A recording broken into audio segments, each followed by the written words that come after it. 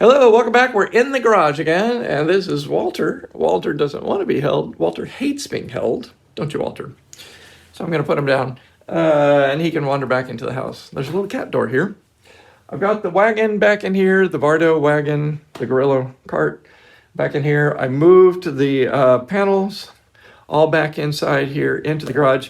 From this point forward, I'm going to be working in the garage. It doesn't matter how cold it is. Why do I care? Who am I kidding? It's freezing. Anyway, yeah, so today's work ahead is to put the trim around all the windows.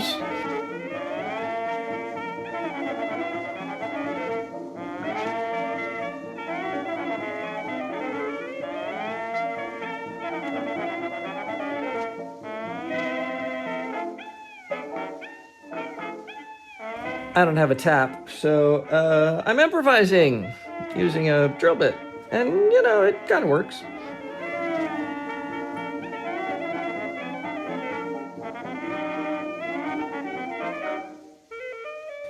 These fancy little trim pieces on the top and the bottom of the window with the square blocks on the end, you'll notice there are no square pieces, no trim pieces on the side, and that's because the doors have to open up, and they will open up flush against the outside wall. So I wasn't able to put any trim on the outside of this, and I'm hoping that it will look okay, and we're going to find out when I finish the whole project. On these other three windows, I have to glue down the top and the bottom trim pieces because there's no board behind the faceboard. And I can add more wood, but I don't really want to. So I'm gluing them down, and the others, the side pieces are nailed in to help give it some better protection.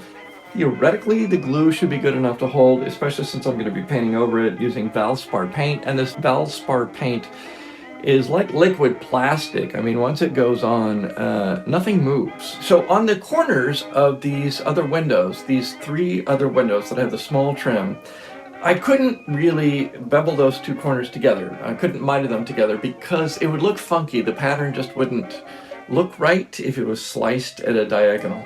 And so instead, I looked around for a lot of other things to put in there, like little blocks or other things. I bought a pack of little tiny blocks.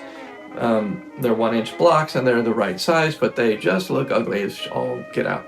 So I decided instead I'm going to try cutting out patterns, cutting out little figures that are going to go on top of those blocks on those four corners. So for instance, there'd be like a moon and a star and maybe a salmon or something else. So right now I'm going to look around and see what I can find. I need 12 figures. I could use the exact same 4 figures on all 3 windows, but you know, hey, let's be creatively different.